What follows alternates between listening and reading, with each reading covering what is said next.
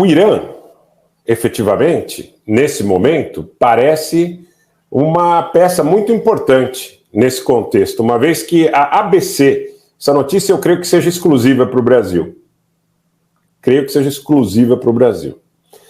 A ABC News, nos Estados Unidos, deu a seguinte informação agora há pouco.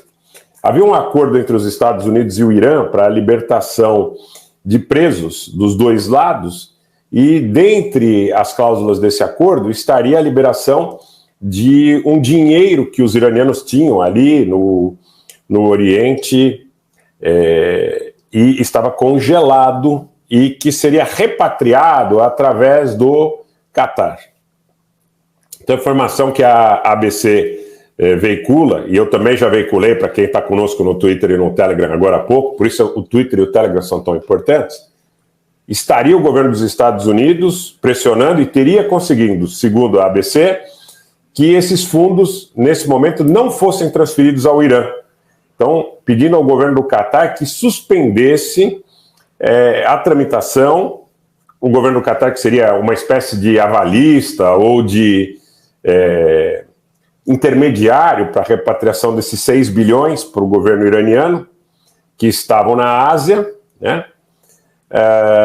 E parece, segundo essas primeiras informações, que os Estados Unidos teriam conseguido um compromisso do Catar para não repatriar o dinheiro para os iranianos, e segundo a ABC. Por isso eu peço aos senhores muita cautela quando contextualizam o fato do Catar, eventualmente, entre outros atores, né, estar, de alguma forma, alinhado com o desejo de Teherã ou com o interesse de Teherã nesse momento. À parte, nós tivemos recentemente, e tenho falado muito sobre isso, a aproximação do Conselho de Cooperação do Golfo via Arábia Saudita e dos iranianos, mas também, por outro lado, os Emirados Árabes têm pleitos territoriais em relação ao Irã, se alinharam recentemente aos russos numa pendenga de uma nota posterior a uma reunião do Conselho de Cooperação do Golfo que foi tida como anti-iraniana. Então, os Emirados Árabes, o Catar e a Jordânia, esses 3 países, eles têm aviões de guerra dos Estados Unidos estacionados em seus territórios, e eu não me surpreenderia se em algum momento fizessem parte de alguma ação que pudesse atingir Teherã. Você crava? Não, não tenho certeza. Não tenho certeza porque, por outro lado, você vai criando um clima de animosidade, em relação ao que está acontecendo em Gaza, que acaba afetando muito fortemente a opinião pública no mundo islâmico. Essa é a minha percepção. Agora, os Emirados, essa é uma informação técnica. Os Emirados Árabes Unidos, o Catar e a Jordânia têm em seus territórios aviões de guerra dos Estados Unidos, inclusive, no caso do Catar e dos Emirados Árabes, recentemente receberam grupos de A-10 de ataque dos Estados Unidos, recentemente, assim como o F-35 está estacionado na Jordânia. Então eu não diria para vocês que a Jordânia, os Emirados Árabes Unidos e o Catar fazem parte de uma aliança a favor de Teherã. Claro que o clamor popular pode mudar um pouco as coisas, tá? O clamor popular pode mudar um pouco as coisas. Nosso trabalho é um trabalho eminentemente técnico. Nós não vamos colocar situações para vocês que não tenham guarida na realidade. Esses países têm um alinhamento, têm compromissos com os Estados Unidos, eles têm tratados com os Estados Unidos e, por outra sorte, eles têm a opinião pública que está cada vez mais revoltada, esse é o melhor termo, com o que está acontecendo na faixa de Gaza, nesses ataques retaliatórios de Israel, que já tem um grau absolutamente desproporcional de força em relação ao que nós vimos, lamentamos e condenamos no último sábado das ações que atingiram os israelenses. Nesse momento, como eu disse ontem, o número de mortes na faixa de Gaza certamente é de milhares. É de milhares.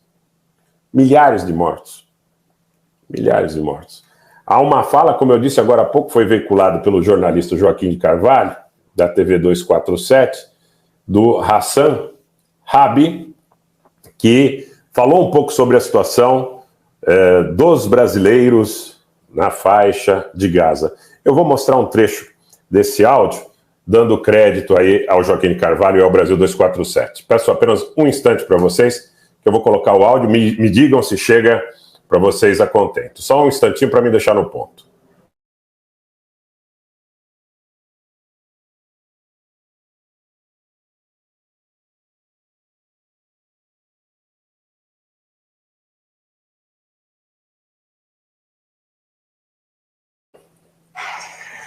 Oi, gente, estamos passando a mesma situação, nada mudou, sem água, sem energia. Infelizmente, para carregar o celular, a gente tem que ir longe, pagar dinheiro para conseguir carregar o celular. Então, a internet também muito difícil acessar. Para eu conseguir acessar a internet, tem que sair da minha casa, ir para um lugar. Talvez esse lugar não esteja seguro.